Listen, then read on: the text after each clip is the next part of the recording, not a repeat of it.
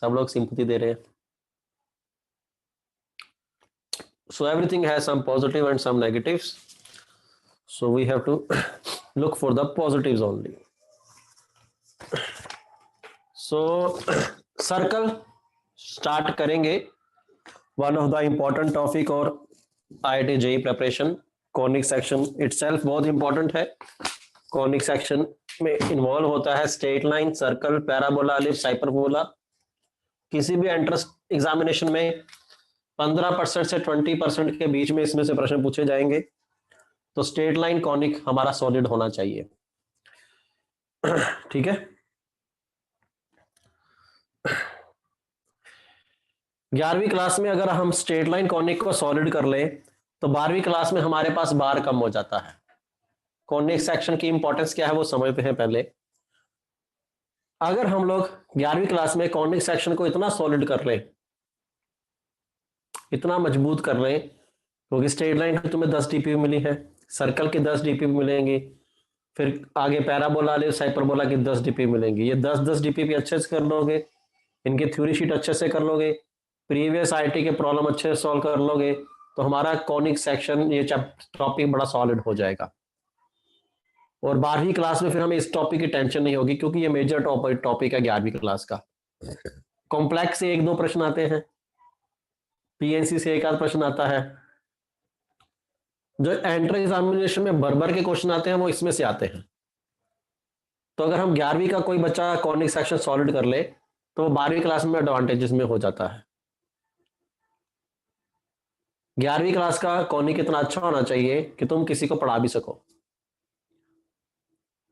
जो बच्चे JEE qualify करते हैं उनका कॉनिक सेक्शन बहुत अच्छा होता है.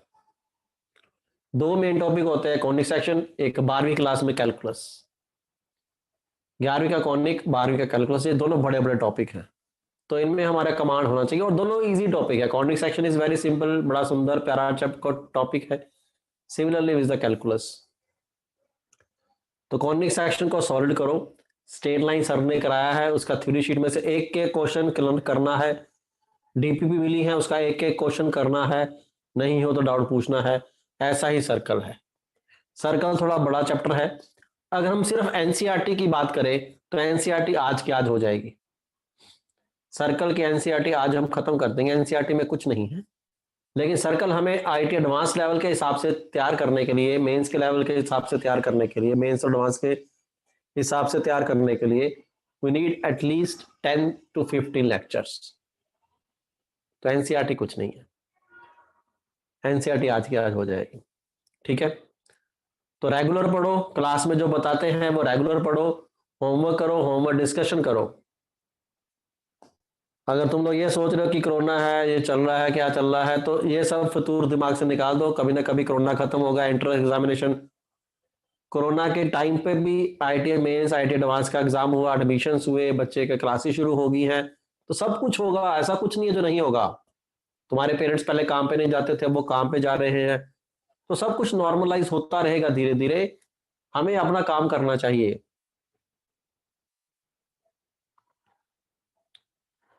स्ट्रेट लाइन की डिस्कशन अतुल सर खुद करेंगे. जब जब उनकी क्लास बीच में मैं लगातार रहूंगा, वो स्ट्रेट लाइन का डिस्कशन अलग से करते रहेंगे. ठीक है. हम मिक्स नहीं करेंगे चीजों को. तो मैं बता रहा था तुम लोगों को कि 11वीं क्लास का ये टॉपिक बहुत इंपॉर्टेंट है. इस समय ये जो अभी मंथ है, नवंबर, दिसंबर और जनवरी, ये 3 महीने अगर तुम लोगों ने ढंग से कॉनिक सेक्शन पढ़ लिया, मैं 3 महीने में से 2 महीने तुम्हारे कॉनिक सेक्शन के साथ ही स्पेंड करूंगा. नवंबर पूरा कॉनिक सेक्शन होगा, दिसंबर पूरा कॉनिक सेक्शन होगा. मेरा काम तुम्हारा कॉनिक सेक्शन स्ट्रॉन्ग करना है बस. अब बाकी वो छोटे मोटे टॉपिक बचे हैं, कौन कौन से टॉपिक बचे हैं, वो लिमिट और ये सब वो 12वीं क्लास के टॉपिक है. वो 11वीं क्लास में हम एनसीईआरटी के पॉइंट ऑफ व्यू से करेंगे. वो एक एक दिन में हो जाएंगे. 3D हो गया, ये फर्जी चैप्टर हैं. ये सिर्फ स्कूल के हिसाब से हम तैयार करवाएंगे. And you should be concerned, you want to do well in the school और you want to do well in the mains and advance. Mains and advance ज्यादा ही इंपॉर्टेंट है. मान लो स्कूल में तुम्हारे 85% ना आगे 83% आ गए, 96% की जगह 92% आ गए, हाउ डज इट मैटर. लेकिन अगर तुम्हारे मेंस में वही 20-25 नंबर कम हो गए, then you will be out of the race. क्योंकि एक नंबर में बहुत ज़्यादा बच्चे होते हैं। तो प्राइमरीली हमारा फोकस मेंस में होना चाहिए, उसके बाद एडवांस पे होना चाहिए। अगर मेंस और एडवांस की तैयारी दिमाग में रखकर पढ़ेंगे तो एनसीईआरटी तो वैसे ही हो जाएगी। और एनसीईआरटी हम आज थोड़ा डिस्कस भी कर रहे हैं, एनसीईआरटी के सारे प्रश्न डिस्कस करेंगे। तो सिस्टमेटिक वे में चलते रहोगे, शिद्दत से मेहनत करते रहोगे, पढ़ाई करते रहोगे तो कोई दिक्कत नहीं आएगी, बाकी बहानेबाजी चलती रहेगी। नवंबर, दिसंबर, जनवरी अगर जो बच्चा मन लगा के पढ़ लेगा अच्छे से, तो 3 महीने में क्या होगा, अभी हम सिंपल सिंपल तरीके से चल रहे थे, अब हम लेवल बढ़ाएंगे, लेवल इंप्रूव करेंगे। पढ़ाई तुम्हारे लेवल तक नहीं आएगी, तुम्हें पढ़ाई के लेवल तक जाना है, ये बात तय कर लो। एग्जामिनेशन यहाँ पे है, वो ऐसा तो नहीं कहेंगे कि कोरोना हो गया एग्जामिनेशन डाउन कर दो, ऐसा तो उन्होंने कुछ नहीं किया। एग्जामिनेशन तो ही रहेगा, तुम्हें एग्जामिनेशन के लेवल तक पहुंचना है, एग्जाम तुम्हारे लेवल तक नीचे नहीं आएगा, ये बात दिमाग में रखो। वो सारी दुनिया पढ़ रही है, बड़ा अच्छा पढ़ रहे हैं कई बच्चे, तुम में से भी कई बच्चे अच्छा पढ़ रहे हैं, लेकिन कुछ बच्चे टूटे मन से पढ़ रहे हैं। तो हैव सम एम्बिशन, क्या टारगेट है हमारा वो सामने लिखो अपने बोर्ड के, अपने बेड के सामने एक पोस्टर लगाओ, कहाँ जाना चाहते हो, IIT Bombay, IIT Madras, IIT Kanpur, कहाँ जाना चाहते हो उसको लिखो, NIT, triple IT, what ever जो टारगेट इज उसको लिखो, रोज सुबह उसको सोचो और पढ़ो उस हिसाब से। तुम्हारे पास प्लस पॉइंट है कि तुम्हारे पास समय बहुत है। अब ये ना हो कि दिवाली आ रही है, दिवाली की छुट्टियां, कभी मौसी के घर जा रहे हो, कभी मामा के घर जा रहे हो, कभी चाचा जी आ रहे हैं, कभी नाना जी आ रहे हैं, तो दिवाली की छुट्टियां हैं, इसमें जो स्कूल की क्लासेस बंद होंगी तो टाइम का प्रॉपर इस्तेमाल करो, जो हमारी पुरानी दिक्कतें हैं उनको खत्म करने की कोशिश करो। किसी को हो सकता है कॉम्प्लेक्स नंबर में दिक्कतें हो, किसी को लगता है परमुटेशन कॉम्बिनेशन में दिक्कतें हो, किसी को फिजिक्स के किसी टॉपिक में दिक्कत हो, किसी को केमिस्ट्री किसी टॉपिक में दिक्कत हो, तो उन चैप्टर को उठा के उन दिनों में स्ट्रॉन्ग कर सकते हो। देखो, सफलता बिना त्याग के नहीं मिलती। तुम सोचो कि हम मजे भी कर लें और सिलेक्शन भी हो जाए, दैट इज नॉट पॉसिबल। कुछ पाने के लिए कुछ होना पड़ता है। अभी के मजे नहीं छोड़ दोगे तो आगे जाके पछताओगे। अभी अगर मन लगा के पढ़ लिया और ये सब चीजें छोड़ दी तो आगे जाकर बहुत बढ़िया फ्यूचर सेट हो जाएगा, बाद में फिर पछताओगे नहीं। तो 11वीं क्लास का ये वाला time is very very important, ठीक है। एक बात और, एक तो ये बात होगी कि पढ़ो पढ़ो पढ़ो और बाकी सारी दुनिया पढ़ रही है, तुम लोग में हिम्मत मत हारो। तुम लोग सोच रहे कौन पढ़ रहा है, क्योंकि कभी इंटरेक्ट तो किसी से करते नहीं हो।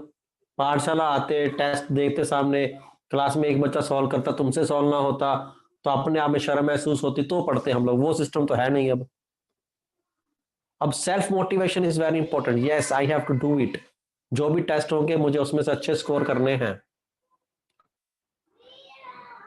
दूसरी बात, हम क्वेश्चन सॉल्व करते हैं, अलग अलग बुक से भी करते हैं, पाठशाला की शीट से भी करते हैं, तुम लोगों के पास घर में और भी किताबें होंगी, वहां से भी सॉल्व करते हो। ऑनलाइन चीजों का इस्तेमाल सिर्फ क्लास के लिए करना है, क्योंकि और कोई ऑप्शन नहीं है हमारे पास, और ऑनलाइन का इस्तेमाल कुछ नहीं करना, ना तो डाउट्स के लिए। हमारी आदत क्या बन जाती है, अरे यार ये क्वेश्चन नहीं हुआ, हमने ए दास गुप्ता उसमें से खैर सोल्यूशन नहीं है, कोई ऐसी बुक उठाई उस हमारे से कोई क्वेश्चन सॉल्व नहीं हुआ, हम google.com पे जाकर पूछ लेते हैं। या थ्योरी शीट है, उसका सब्जेक्टिव लेवल 2 का पहला प्रश्न नहीं हुआ, हमने जाकर google.com पे खोजा, अरे मिल गया क्वेश्चन, सोल्यूशन मिल गया, हाँ हाँ सोल्यूशन दे लिया, अरे मजा आ गया, हाँ ऐसा ही होगा। अगर तुम लोगों ने ये काम करना शुरू कर दिया तो तुम्हारी तैयारी वहीं पर खत्म है। अगर ऐसा कर रहे हो तो फिर पढ़ाई छोड़ दो, क्योंकि उससे क्या होता है, हमारी आदत हो जाती है। मैथमेटिक्स करने का जो प्रॉपर तरीका वो क्या है कि प्रश्न पे पहले मन लगा के फोर्सफुली उस पर पूरा दिमाग लगाओ, सर ने जो कंसेप्ट बता रखे उस पर खोजो, खुद दिमाग लगाओ, उसके बाद भी अगर नहीं हो रहा है तो टीचर से पूछो। तुम लोग, मेरे व्हाट्सएप नंबर सबके पास है, मेरे मोबाइल नंबर पे डाउट पूछ सकते हो, बाकी राज सर, अतुल सर के नंबर है सबके पास, उनसे डाउट पूछ सकते हो, चित्राक्ष से डाउट पूछ सकते हो, व्हाट्सएप करके टीचर से डाउट पूछो। या अगर तुम्हारे पास ज्यादा डाउट्स हैं, मान लो तुम्हारे पास डाउट इकट्ठा हो गए और तुम पाठशाला आने में तुम्हें कोई दिक्कत नहीं है, तो 1-to-1 टीचर से टाइम लेकर भी डाउट पूछ सकते हो। पढ़ हम ऑनलाइन रहे हैं, लेकिन डाउट हमें टीचर से ही सॉल्व करने हैं, ये दो बातें क्लियर होनी चाहिए। अगर डाउट हम google.com से लेकर या किसी ऐसे दोस्तों से पूछ रहे हैं तो we are finished. You can discuss with your friends but you can not ask doubts from them. तो ये मेजर चीजें हैं जो तुम लोगों को समझनी है. अभी पता नहीं लॉकडाउन कब खुलेगा, कब स्कूल ओपन होंगे, कब पाठशाला ओपन होंगे. Nobody knows, even we don't know anything. लेकिन फिर भी हम कोशिश कर रहे हैं कि बच्चों का साल खराब ना हो, उनको बेस्ट बेस्ट पॉसिबिलिटी दी जाए. ठीक है, तो पहले खूब मेहनत करो, खूब पढ़ाई करो, उसके बाद डाउट पूछो. तो ट्राई करो, उसके बाद डाउट पूछो. डाउट किससे पूछना है? सिर्फ टीचर से. मुझसे पूछ लो, बाकी टीचर से पूछ लो, नंबर्स व्हाट्सएप कर दो. और ये नहीं कि मैंने व्हाट्सएप, तुम लोगों ने कोई डाउट पूछा मुझसे, रात को 8 बजे डाउट पूछा, मैंने तुमने व्हाट्सएप कर दिया, मैंने बताया नहीं 8:30 बजे. सर आपने डाउट नहीं बताया. आपने डाउट पूछा, आपको डाउट का सोल्यूशन मिल जाएगा, लेकिन कब मिलेगा ये नहीं मैं कह सकता. हो तो मैं 8 बजे बिजी हूँ या कहीं फंसा हुआ हूँ तो उस समय आंसर नहीं दे सकते. तो you have to wait for at least 1 day, लेकिन बताएंगे जरूर. तो this is a proper way of study. शिद्दत से पढ़ो. ये सोचो कि हमारा सिलेक्शन नहीं होगा तो किसका होगा भाई. ठीक है ना, अपने आप को कम मत समझो, लेकिन अपने आप को बहुत ज्यादा ही मत समझो. Over confidence and low confidence दोनों के बीच में रखना है हमें अपने आप को. मेहनत करते रहना, मेहनत करते रहना, मेहनत करते रहना है. हर साल बच्चे निकलते हैं आईटी में पाठशाला से. सारे नहीं निकलते, सारे नहीं निकलते ना. 100 की क्लास में से 20 बच्चे आईटी चले गए या 15 बच्चे आईटी चले गए, इससे ज्यादा परसेंटेज नहीं होता, कहीं नहीं होता. तो वो 100 में से 15 बच्चों को स्पेशल थोड़ा पढ़ाया जाता है. वो खुद पढ़ते हैं, खुद मेहनत करते हैं, एफर्ट्स को बढ़ाते हैं, अपने लिमिट को स्ट्रेच करके आगे चलते हैं, तो वो बनते हैं, तो आईटी पहुंचते हैं. एग्जामिनेशन कोई टफ नहीं होता. हमारी एफर्ट्स कम होती हैं, हमारी ईमानदारी से करने वाली मेहनत कम होती है. ईमानदारी से मेहनत करो, ढंग से पढ़ो. ये नहीं कि रात को बैठ के होमवर्क की नोट ही कर रहे हो, स्कूल का होमवर्क ही नोट करी जा रहे हो, कोई मतलब नहीं है. आर डी शर्मा नहीं लगवाते हम. आर डी शर्मा में क्या है? सेम काइंड के 20 क्वेश्चन, सेम काइंड के 20 क्वेश्चन करने का कोई लाभ नहीं है. उससे बढ़िया क्या है, कोई अच्छी सी बुक लो. विकास गुप्ता ले सकते हो, एक और अच्छी किताब एडवांस लेवल की. आर डी शर्मा के 100 क्वेश्चन कर लो, उसके 2 क्वेश्चन कर लो, you will get better knowledge. Knowledge is more important. तो पढ़ो, ठीक है ना. ऐसे बैठे बैठे तुम्हारे को नहीं देगा कि हाँ बेटा ये लो आईटी बॉम्बे एडमिशन लो जाके ना. तुम्हें जाकर छीननी है दूसरे से. और दूसरे के छीनने के लिए क्या होना पड़ेगा? दूसरे से बेहतर होना पड़ेगा. जब तुम छीनने जाओगे तब पड़ेगा निकल यहाँ से भाई. तो कंपटीशन में एक दूसरे से छीना झपटी ही तो है, और क्या है. 10 लाख में से 10,000 का सिलेक्शन है तो छीना झपटी है. जो बेटर होगा उसको मिलेगा, जो बेटर नहीं होगा उसको नहीं मिलेगा. Might is right. तो ईमानदारी से पढ़ो, फोकस्ड होके पढ़ो, टाइम वेस्ट मत करो, कम से कम टाइम वेस्ट करो. ये नहीं कि आईपीएल ही देखे जा रहे, दैट इज नॉनसेंस. ठीक है ना. अगर तुम टीवी देख रहे हो, मोबाइल चला रहे हो, फेसबुक व्हाट्सएप इंस्टा पे अपना टाइम वेस्ट कर रहे हो, तो you are wasting your time. ठीक है ना. तो कोई तुम्हें बेवकूफी कहेगा. बाकी पढ़ो, समय है तुम्हारे पास सीखने के लिए, वेस्ट करने के लिए नहीं. चलो अभी हम शुरू करते हैं सर्कल.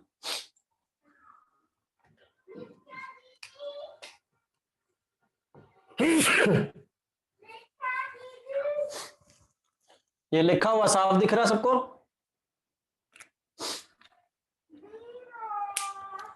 चलो फिर लिखो आगे. Circle is the locus of a point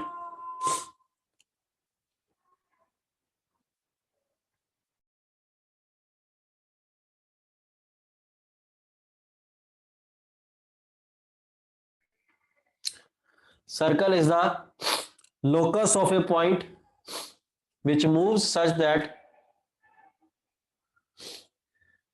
circle is the locus of a point which moves such that its distance from a fixed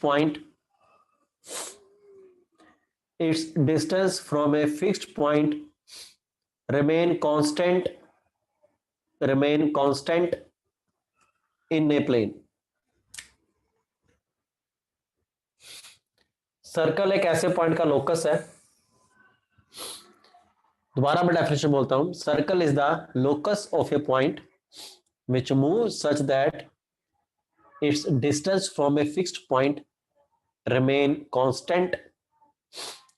constant in a plane. In a plane का मतलब एक surface के अंदर. इन a plane नहीं लिखेंगे तो वो एक स्फेयर भी बन सकता है ना, गेंद बॉल भी बन सकती है. तो ये वेरिएबल पॉइंट है. एक फिक्स पॉइंट से डिस्टेंस हमेशा बराबर रहे तो ऐसा पॉइंट घूमता हुआ काय की शेप बनाएगा, सर्कल की. लोकस क्या होता है? पाथ. लोकस क्या होता है? पाथ. तो अगर कोई चीज घूम रही है, वो घूमते जो रास्ता फॉलो करेगी उसको हम क्या कहते हैं? लोकस. मैं यहां से चल के वहां तक गया, वहां से वहां चला गया, तो ये मेरा लोकस हो गया. तो यहां पर सी फिक्स्ड पॉइंट है, सी को हम कहते हैं सेंटर. ये डिस्टेंस आर कांस्टेंट है, कहीं पर भी जाएंगे पी का सी से डिस्टेंस बराबर रहेगा. इसको कहते हैं रेडियस. जैसे यहां से पकड़ा, एक धागे से पत्थर को बांध दिया, उसको घुमाएंगे तो एक सर्कल पाथ मिलेगा कि नहीं? धागे की लंबाई क्या हो जाएगी? रेडियस. और ये पॉइंट क्या हो जाएगा? Centre. Centre, radius, variable point. लिख लो.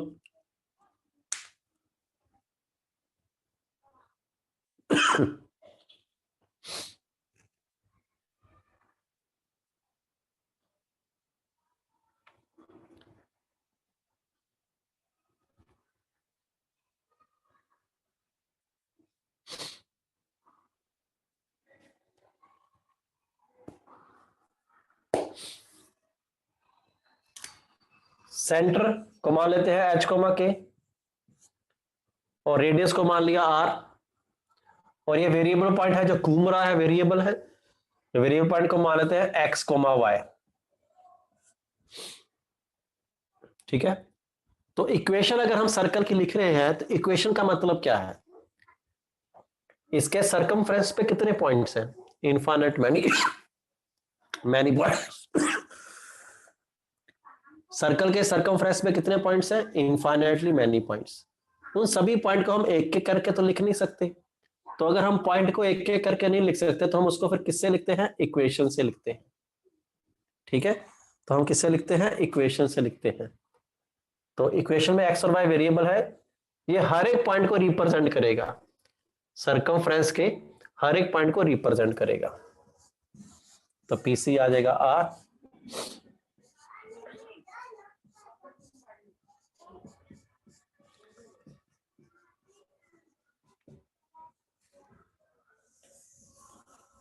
तो यह सर्कल की इक्वेशन है. सेंटर एच कोमा के,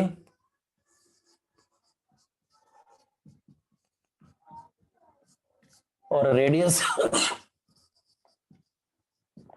आर. एक्स वाई क्या रिप्रेजेंट करता है? Any point on the circumference. Circumference के ऊपर कोई भी वेरिएबल पॉइंट को कौन रिप्रेजेंट करता है? X comma y. ठीक है. तो लिख लो ये first equation of the circle, x minus h का square plus y minus k का स्क्वायर बराबर r square.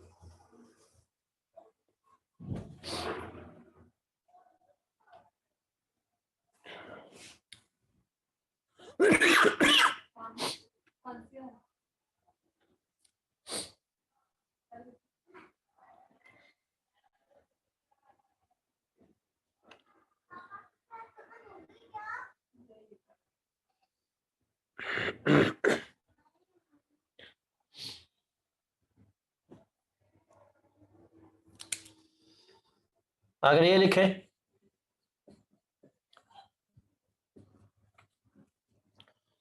X square plus Y square बराबर आर स्क्वायर, तो सेंटर क्या होगा? 0,0 और रेडियस आर ही रहेगा.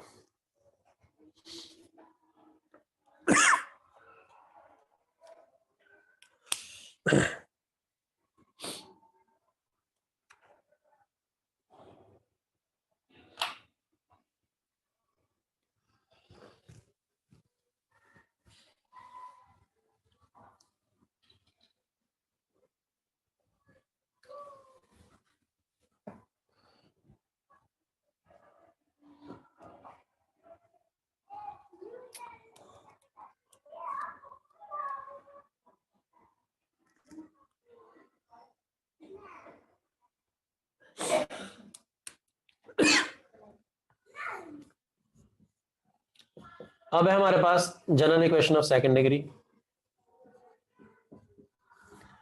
ए X square plus B Y square plus 2hxy plus 2gx plus 2fy plus C equal to 0। General equation of second degree straight line कब represent करती है? जब डेल्टा 0 होता है। ये क्वेश्चन स्ट्रेट लाइन भी रिप्रेजेंट कर सकती है, पॉइंट भी रिप्रेजेंट कर सकती है, सर्कल भी रिप्रेजेंट कर सकती है, पैराबोला, एलिप्स, हाइपरबोला, ये सब रिप्रेजेंट कर सकती है। लेकिन उसमें से सर्कल कब रिप्रेजेंट करेगी?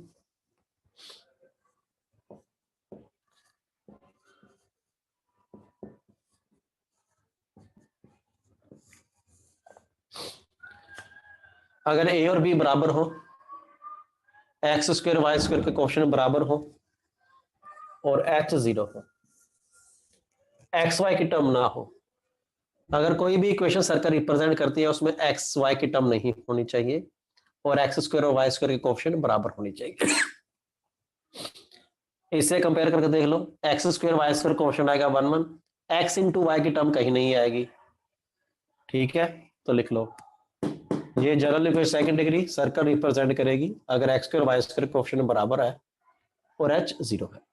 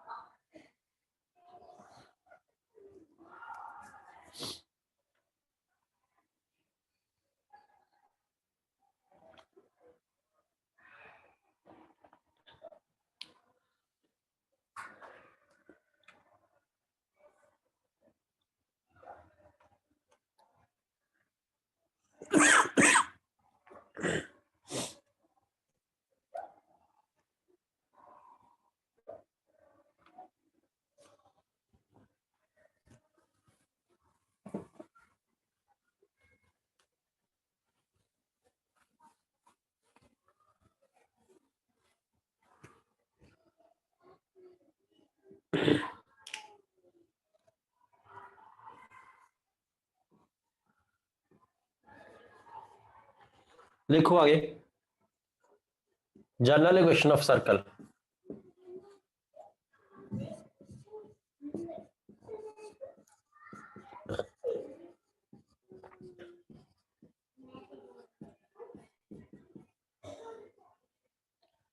ये है general equation of the circle, X square plus Y square plus 2gx plus 2fy plus C equal to 0। X square Y square के कोएफिशिएंट बराबर एक्स वाई की नहीं है, तो इसका सेंटर क्या होगा? Minus G comma minus F. X के कोएफिशिएंट का आधा, वाई के कोएफिशिएंट का आधा विद नेगेटिव साइन, और रेडियस आएगा under root G square plus F square minus सी।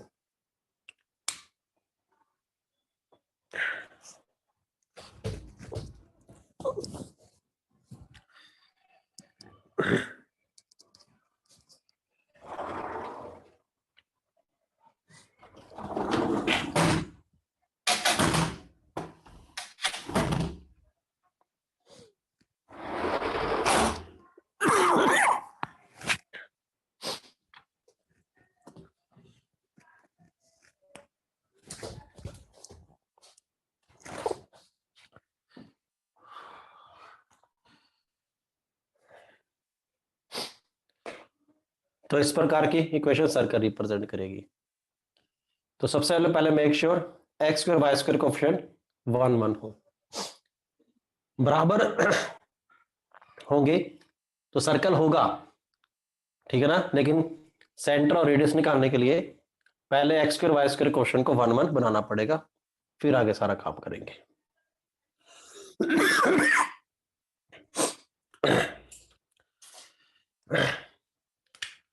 ठीक है, तो अगर हमने सर्कल पे काम करना है, सर्कल की इक्वेशन है, सबसे पहले make sure x square Y square coefficient बराबर हो।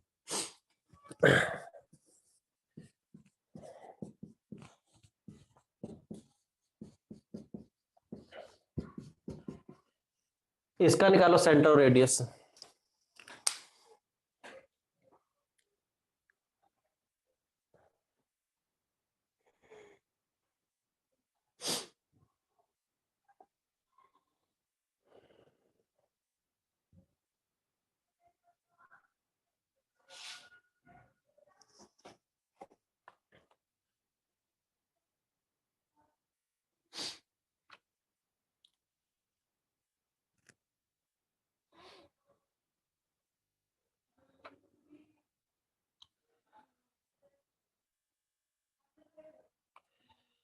सबका गलत है। सेंटर क्या है? एक्स के कोफिशिएंट का आधा, तो सेंटर आएगा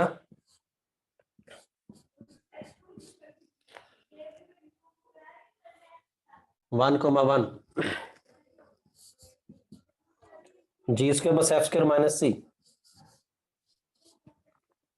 सी है -1, तो माइनस सी करेंगे तो +1।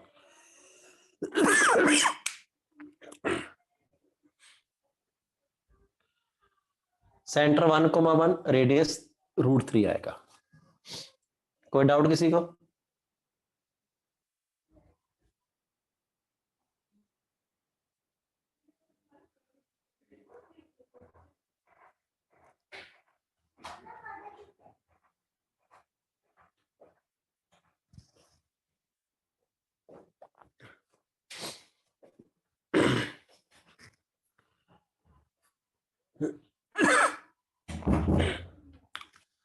समझ आ गया है तो लिख दो 5, डाउट है तो लिख दो 9।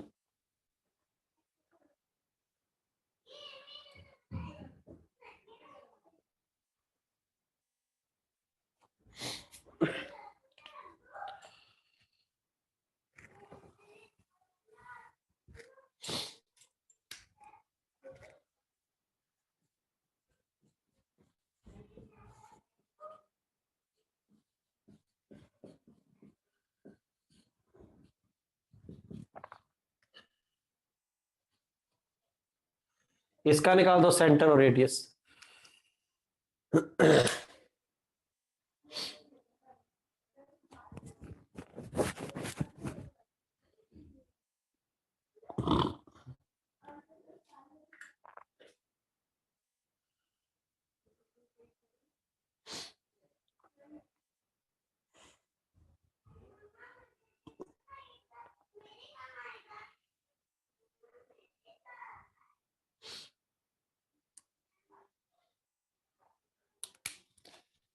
सेंटर तो आएगा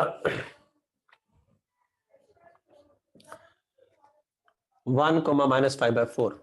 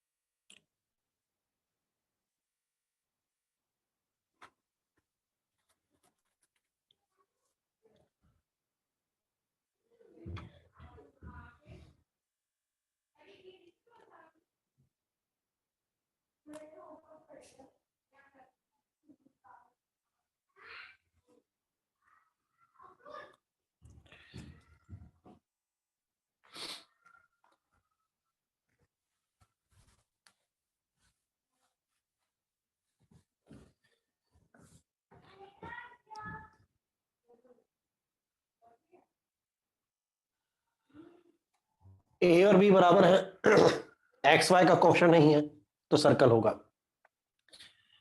इसे कंपेयर करने के लिए 2 से डिवाइड कर देंगे पहले।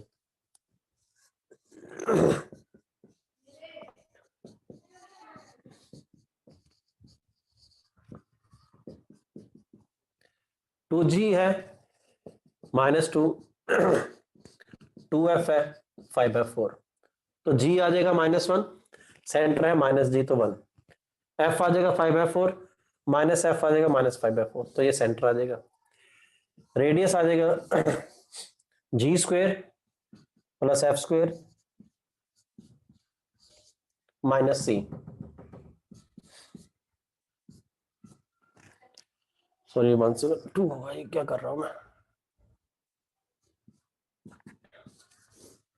32 प्लस 25 √57/4। ये लोग ठीक थे जिनका सेंटर है और रेडियस √57/4 है। समझ आ गया है तो लिख दो यस।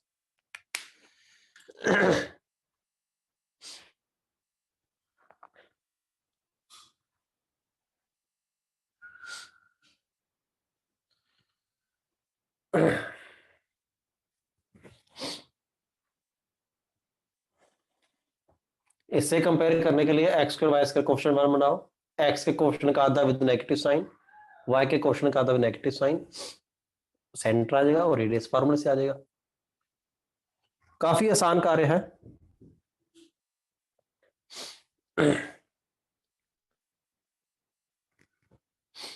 चलो फिर लिखो आगे।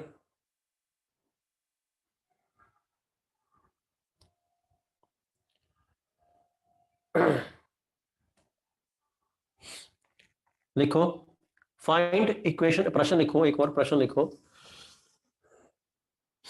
Find equation of a circle, find equation of a circle having radius 1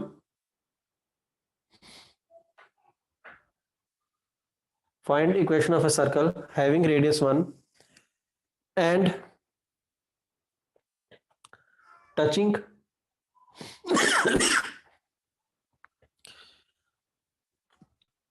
both the axes in first quadrant. Find equation of a circle having radius 1 touching both the axes in first quadrant.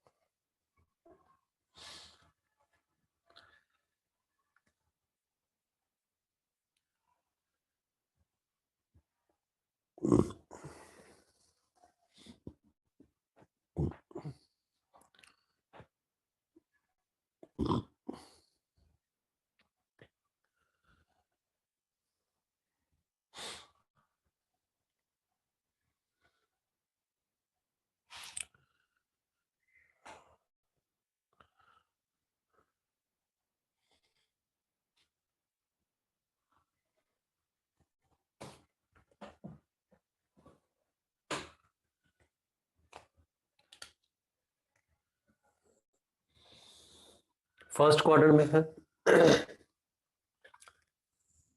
दोनों को touch करना है,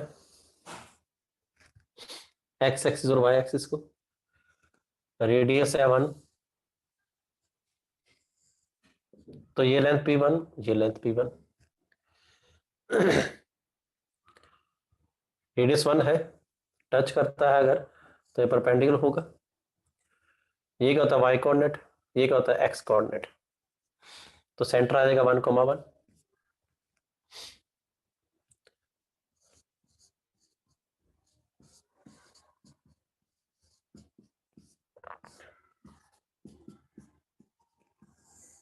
centre भी 1,1 और radius भी 1। ये वाला answer जिन जिनका है वो ठीक है। इसको चाहे तुम a minus b whole square वो एक्सप्लेन कर दो, बात अलग है, कोई दिक्कत नहीं है। यहां तक छोड़ दो तो भी कोई दिक्कत नहीं है हमें। किसी को नहीं समझ आया हो, डाउट हो, तो 9 लिख के पूछ सकते हो।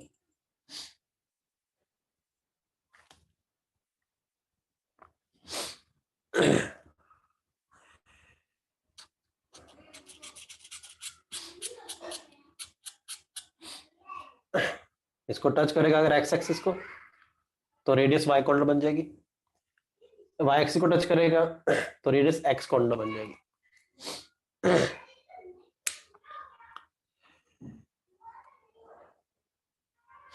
कोई डाउट है तो 9 लिख के पूछ सकते हो। चलो फिर लिखो आगे प्रश्न। इसी में आगे प्रश्न लिखते हैं। यही वाला सर्कल है जो ये बैठा हुआ है, यही circle.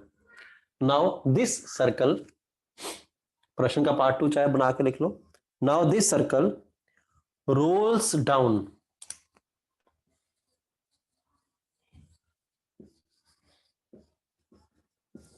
rolls down 5 times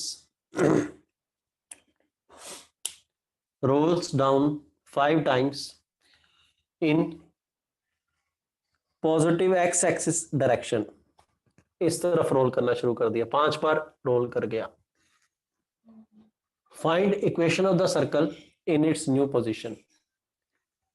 find equation of the circle in its new position. Hurry up.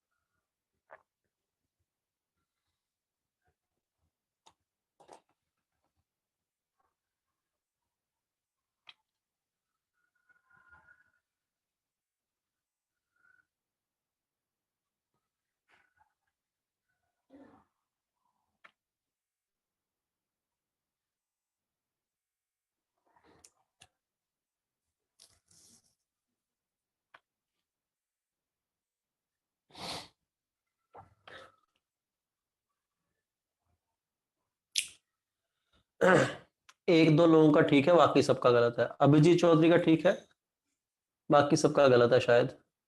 देखते हैं, सॉल्व करो जल्दी से।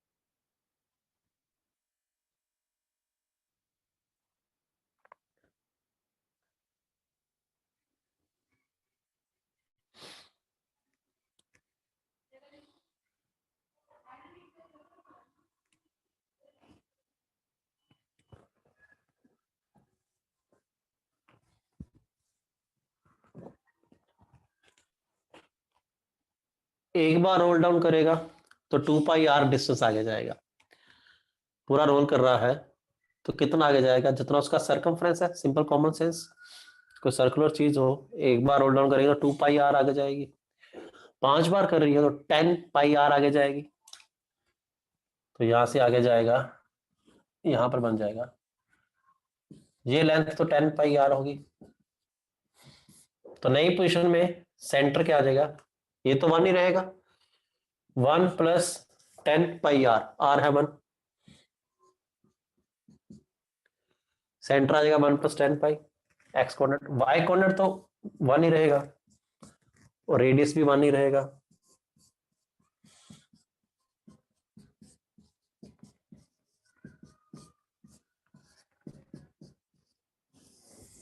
ये आ जाएगा। जिन जिन का ये आया था ठीक था, लेकिन बहुत कम बच्चों का ये आया था। समझ आ गया है तो लिख दो 5, नहीं समझ आया तो लिख दो 9, मैं दोबारा समझा दूंगा।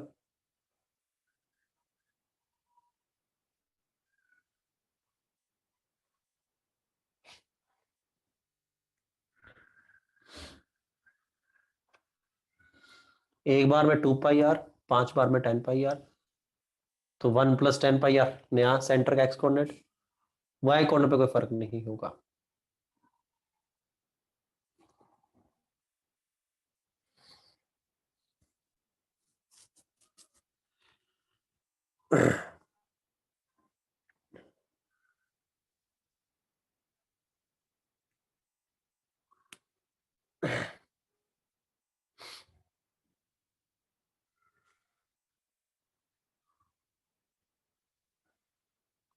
लिखो एक और प्रश्न।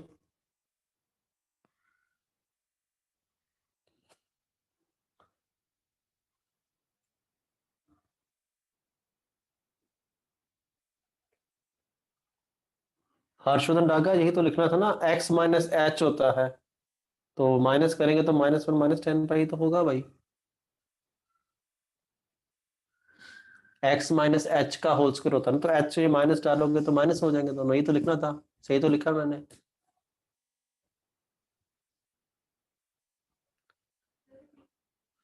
चलो लिखो एक और प्रश्न। Find equation of a circle, find equation of a circle whose center is the intersection of lines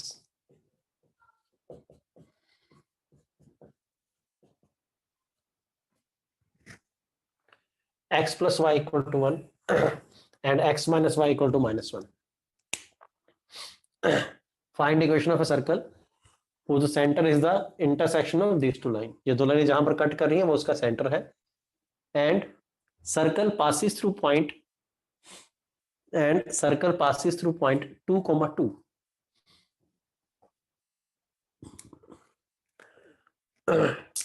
circle 2, 2 से पास कर रहा है और सेंटर जो है वो इन दो लाइनों का इंटरसेक्शन है।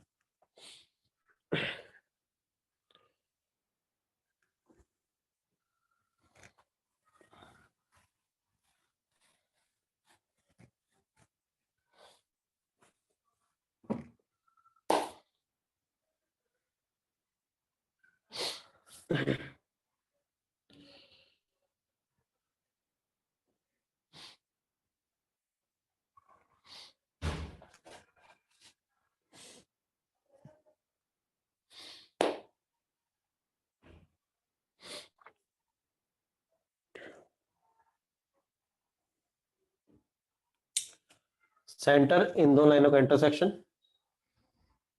और सर्कल पास कर रहा है 2, 2 से।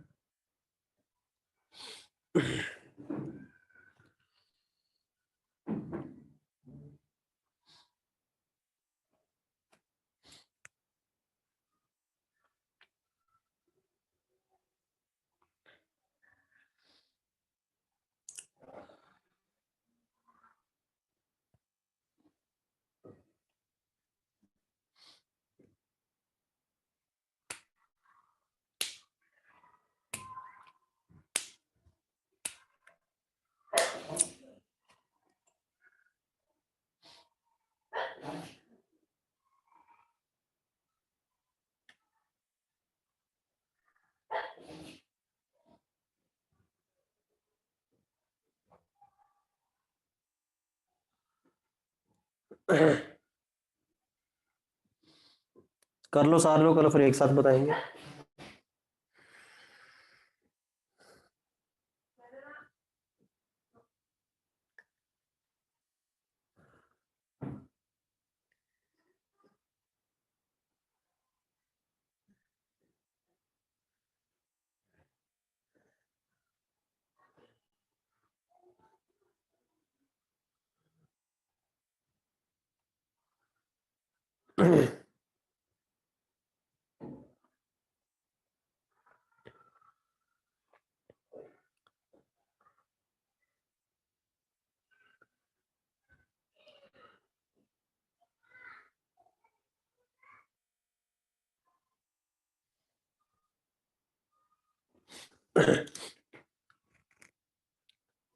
दो लाइनों को सॉल्व करना आता है, उनको सॉल्व करके पॉइंट आ जाएगा, ऐड करोगे तो आएगा 2x equal to 0, x equal to 0, x 0 को यहाँ डाल दोगे तो y आ जाएगा 1, तो सेंटर है 0,1। और सेंटर पता है, ये सरकमफ्रेंस पे है तो ये रेडियस हो जाएगा कि नहीं। सेंटर से सरकमफ्रेंस पर कोई पॉइंट दे रखा तो रेडियस निकालना बड़ा simple. I hope distance formula सबको आता है। 2 - 0 2, 2 का स्क्वायर 4, 2 - 1 1, 1 का स्क्वायर 1, तो रेडियस है √5।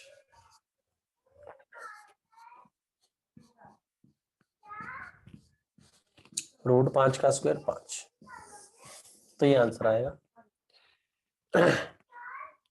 कोई डाउट है तो पूछ सकते हो 9 लिख के।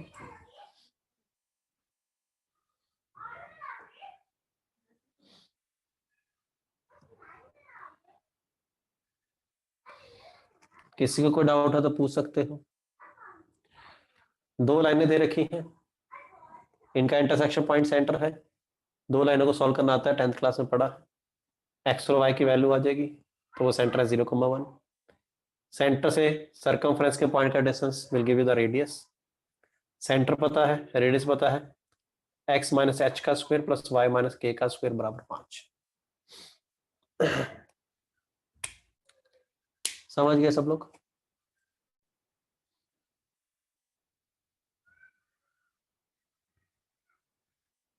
हाँ, जनरल फॉर्म से करना, उसको खोल दोगे तो जनरल फॉर्म बन जाएगी, कोई बड़ी बात नहीं।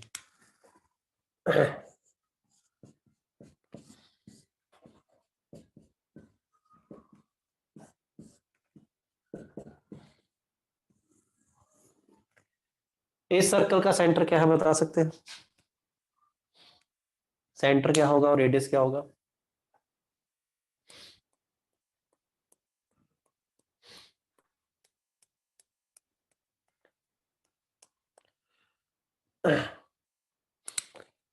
x - h, तो +1 है, -h से कंपेयर करेंगे, -1 3 सेंटर और रेडियस √3, सीधा ही आ जाएगा ना, कुछ खोलने की जरूरत नहीं है, सीधा ही कंपेयर कर लोगे। x - h का whole square plus y - k का होल स्क्वायर बराबर r। कोई डाउट यहाँ तक किसी को? कोई बात नहीं, समझ लगी हो तो 9 लिख के पूछ सकते हो। कहीं कोई डाउट है तो 9 लिख के पूछ सकते हो भाई। चलो आज के लिए इतना काफी है, होमवर्क करके आइएगा।